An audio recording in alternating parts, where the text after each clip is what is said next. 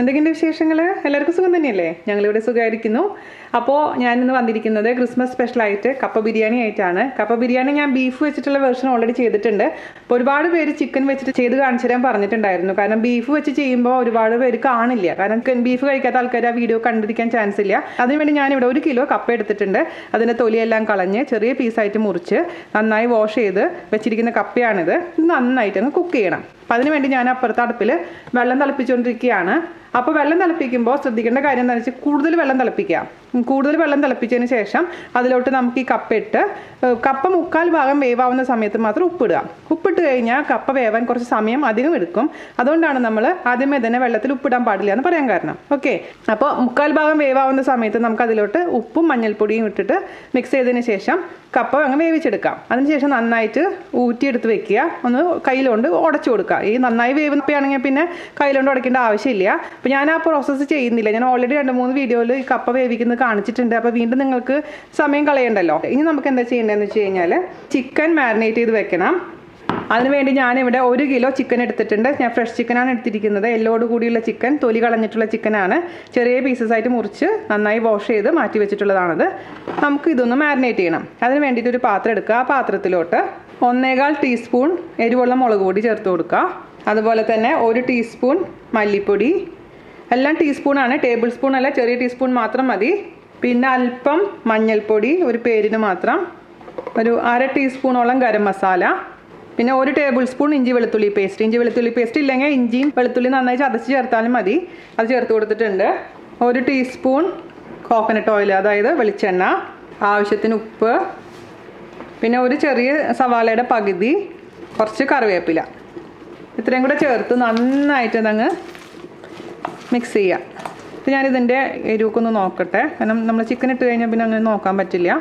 എരിവ് ഉപ്പൊക്കെ ഉണ്ട്. ഇനി നമുക്ക് ഇതിലോട്ട് അങ്ങ് ചിക്കൻ ഇട്ട് കൊടുക്കാം. എല്ലോട് കൂടിയുള്ള ചിക്കനാണ് ഏറ്റവും നല്ലത് കേട്ടോ. ബീഫാണെങ്കിൽ എല്ലോട് കൂടിയിട്ടുള്ളതാണ് നല്ലത്. ചിക്കൻ ആണെങ്കിൽ എല്ലോട് കൂടിയിട്ടുള്ളതാണ് നല്ലത്. ഇത് നന്നായിട്ട് അങ്ങ് മിക്സ് ചെയ്ത് കൊടുക്കുക. അതിന് ശേഷം 1/2 മണിക്കൂറെങ്കിലും ഇതങ്ങ് മാറ്റി വെക്കണം, മാരിനേറ്റ് ചെയ്തതിന് ശേഷം. മാരിനേറ്റ് ചെയ്യുമ്പോഴേ 2 പച്ചമുളക് ഇടാൻ മറക്കരുത്. അത് ഞാൻ മറന്നുപോയി. അപ്പോൾ 2 പച്ചമുളക് ഇടണം. അതേപോലെ തന്നെ 2 ടീസ്പൂൺ വിനീഗർ അല്ലെങ്കിൽ തക്കാളി കേട്ടോ. തക്കാളി താല്പര്യം ഉണ്ടെങ്കിൽ ഒരു പകുതി തക്കാളിയോളം മുറിച്ചിട്ടോളൂ. അല്ലെങ്കിൽ 2 ടീസ്പൂൺ വിനീഗറൊന്ന് ഒഴിച്ചു കൊടുക്കാം. ടീസ്പൂണാണ്, ടേബിൾ സ്പൂൺ അല്ല. അതിനുശേഷം നന്നായിട്ട് വീണ്ടും നന്നായി മിക്സ് ചെയ്തതിന് ശേഷം നമുക്കിതങ്ങ് മാറ്റി വയ്ക്കാം.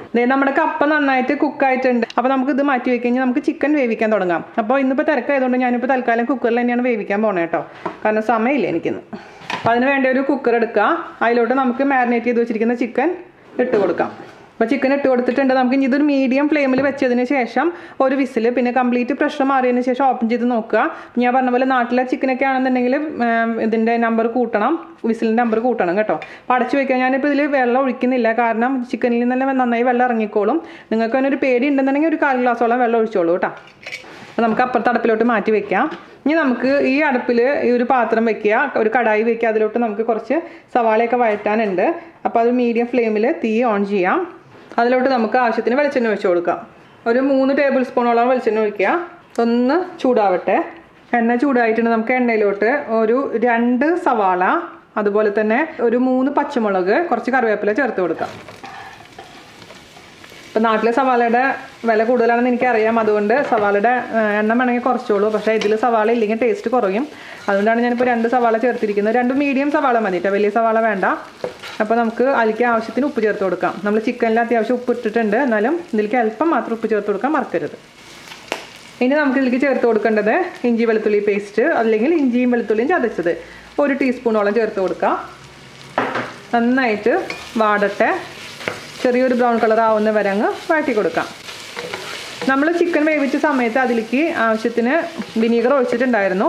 അതുകൊണ്ട് ഇനി സാധാരണ രീതിയിൽ വിനീഗറോ അല്ലെങ്കിൽ തക്കാളി ഇടേണ്ട ആവശ്യമില്ല. എന്നാൽ പോലും ഞാനൊരു 1/2 തക്കാളി ഇതിൽ ഇടുന്നുണ്ട് അവസാനം കുറച്ച് കഴിയുമ്പോൾ, മസാല എല്ലാം ചേർത്തതിന് ശേഷം. പക്ഷേ നിർബന്ധമൊന്നുമില്ല. അതേസമയം നിങ്ങൾക്കിപ്പോൾ വിനീഗർ ആദ്യം തന്നെ ചിക്കനിൽ ഇടണ്ടെന്നുണ്ടെങ്കിൽ ഇതിൽ തക്കാളിയുടെ എണ്ണം കൂട്ടി കൊടുത്താൽ മതി. ഒരു 2 തക്കാളിയോളം ഇതിൽ ഇട്ട് കൊടുത്താൽ മതി, വിനീഗർ വേണ്ടെങ്കിൽ കേട്ടോ. നമ്മുടെ സവാള ചെറിയൊരു ബ്രൗൺ കളർ ആയിട്ടുണ്ട്. തീ കുറയ്ക്കുക, ചെറിയ തീയിലോട്ട് മാറ്റുക. അതിനുശേഷം നമുക്കിതിലോട്ട് ഗരം മസാല 1/2 ടീസ്പൂൺ ഇട്ട് കൊടുക്കാം. അതുപോലെ തന്നെ 1 ടീസ്പൂൺ എരിവുള്ള മുളക് പൊടി ഇട്ട് കൊടുക്കുക. മഞ്ഞൾപ്പൊടി 1 അല്പം ഇട്ട് കൊടുക്കുക. അതുപോലെ തന്നെ ഒരു 1/4 ടീസ്പൂൺ കുരുമുളക് പൊടിച്ചത് ചേർത്ത് കൊടുക്കാം. ഇനി മല്ലിപ്പൊടിയുടെ ആവശ്യമില്ല. മല്ലിപ്പൊടി നമ്മൾ ചിക്കനിൽ മാത്രമേ ആഡ് ചെയ്യുന്നുള്ളൂ. ഇതിൽ മല്ലിപ്പൊടിയുടെ ആവശ്യമില്ല. എന്നിട്ട് ഇതിൻ്റെ പച്ചമണം ഒരു മാറുന്ന വരെ, അതായത് ഒരു 2 മിനിറ്റോളം ചെറിയ തീയിൽ വഴറ്റിയതിന് ശേഷം നമുക്ക് വേണമെന്നുണ്ടെങ്കിൽ മാത്രം ഒരു ചെറിയ തക്കാളിയുടെ പകുതി ചേർത്ത് കൊടുക്കാം. അപ്പോൾ അതിൻ്റെ പച്ചമണമൊക്കെ മാറിയിട്ടുണ്ട്. ഒരു പകുതി തക്കാളി ഇട്ട് കൊടുക്കാം. മിക്സ് ചെയ്ത് കൊടുക്കുക. എന്നിട്ട് അടച്ച് വെച്ചിട്ട് കുക്ക് ചെയ്യുക. ഇനി തക്കാളിയൊക്കെ നന്നായി കുക്കായിക്കോട്ടെ.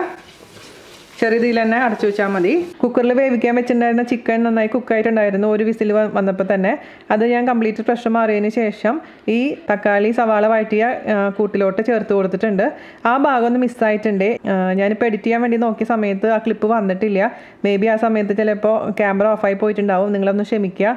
അപ്പോൾ അങ്ങനെ നമ്മൾ ചേർത്ത് കൊടുത്തിരിക്കുന്ന ചിക്കൻ്റെ ഗ്രേവിയാണ് ഈ കാണുന്നത് കേട്ടോ. അപ്പോൾ ചിക്കൻ കറിയുടെ ടേസ്റ്റ് ഒന്ന് നോക്കുക. ഒന്ന് വറ്റിയതിന് ശേഷം ഉപ്പും എരിവൊക്കെ കറക്റ്റാണോ നോക്കിയിട്ട് എന്തെങ്കിലും കുറവുണ്ടെങ്കിൽ ചേർക്കാൻ മറക്കരുത്. എല്ലാം കറക്റ്റായിട്ടുണ്ട്. ഉപ്പും പുളിയും എരിവും ഒക്കെ കറക്റ്റ് ആയിട്ടുണ്ട് കേട്ടോ. നിങ്ങളുടെ വീട്ടിലെ സ്പൈസ് ലെവൽ അനുസരിച്ച് എരിവിൽ മാറ്റം വരുത്താൻ പ്രത്യേകിച്ച് ശ്രദ്ധിക്കുക. പിന്നെ കുട്ടികൾക്കൊക്കെ കൊടുക്കുകയാണെന്നുണ്ടെങ്കിൽ ചിക്കൻ ബ്രസ്റ്റ് ഇട്ടിട്ടും ഇത് സെയിം സംഭവം ഉണ്ടാക്കാം കേട്ടോ. അപ്പോൾ ഒരു ഫുൾ മീലാണത്. വേറെ ഒന്നും കഴിക്കണ്ട. അതിൽ ചിക്കൻ ഉണ്ട്, കാർബോഹൈഡ്രേറ്റ് ആയിട്ട് നമ്മുടെ കപ്പയുണ്ട്, എല്ലാം ഉണ്ട് ഇതിൽ. അപ്പോൾ ഒരു പെർഫെക്റ്റ് ഫുൾ മീലാണത്. അപ്പോൾ ഞങ്ങൾ പോർച്ചുഗലിൽ പോയ സമയത്ത് ഒരുപാട് പേര് വിൻചേച്ചിനെ മിസ് ചെയ്യും, വിൻചേച്ചിനെ ഫാമിലിനെ മിസ് പറഞ്ഞതുകൊണ്ടാണ് ഞാൻ നമ്മുടെ പോർച്ചുഗൽ ട്രിപ്പിൻ്റെ വീഡിയോ ഇട്ടിട്ടുണ്ടായിരുന്നത്. 4 പാർട്ട് അപ്ലോഡ് ചെയ്തിട്ടുണ്ട്. അപ്പോൾ ഇഷ്ടമുള്ളവർ മാത്രം കണ്ടാൽ മതി, ഒരു നിർബന്ധങ്ങളും ഇല്ല. അപ്പോൾ കുറച്ച് പേരെങ്കിലും എന്നെ മിസ് ചെയ്യുന്നു എന്ന് പറഞ്ഞാൽ ഒരുപാട് സന്തോഷം. അപ്പോൾ ഇനിയിപ്പോൾ ഒരു പാർട്ടും കൂടെ ലാസ്റ്റ് ഫൈനൽ പാർട്ടുണ്ട്. അതൊരു ഇച്ചിരി എക്സൈറ്റ്മെൻ്റ് ഉള്ളൊരു പാർട്ടാണ്.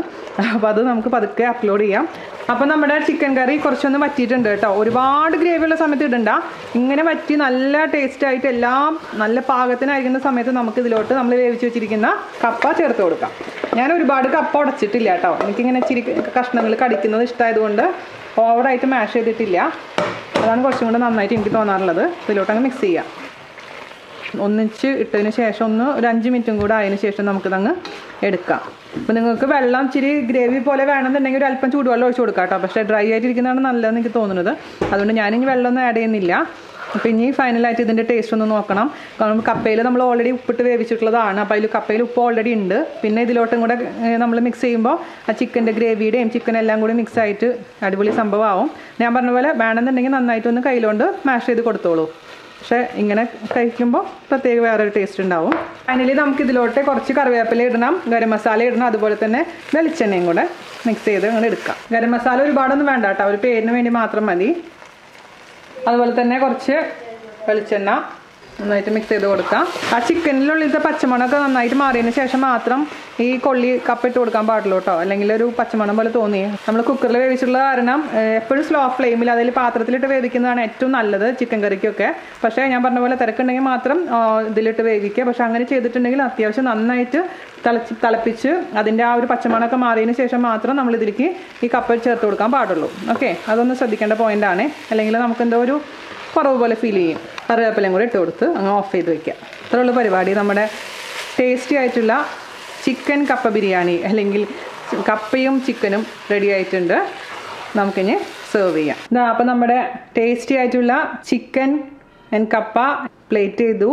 അതിൻ്റെ മുകളിൽ കുറച്ച് സവാള ചെറുതാക്കി അരിഞ്ഞതങ്ങ് സ്പ്രിങ്കിൾ ചെയ്ത് കൊടുത്തിട്ടുണ്ട്. അതുപോലെ തന്നെ ഒരു ചെറിയ കഷ്ണം ചെറുനാരങ്ങ വെച്ചിട്ടുണ്ട്. വേണമെങ്കിൽ അതിൻ്റെ മുകളിൽ കൂടെ ഒഴിച്ച് കഴിക്കാം, അല്ലെങ്കിൽ ഇതേപോലെ തന്നെ കഴിക്കാം.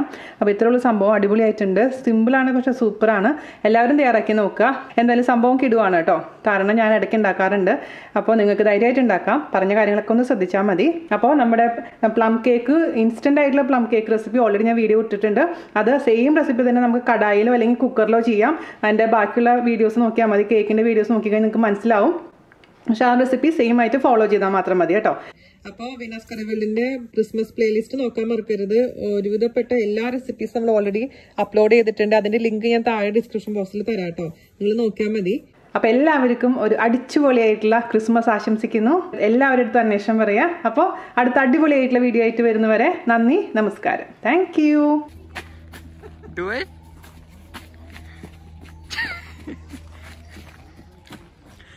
This is what happens when people experience psychotic break.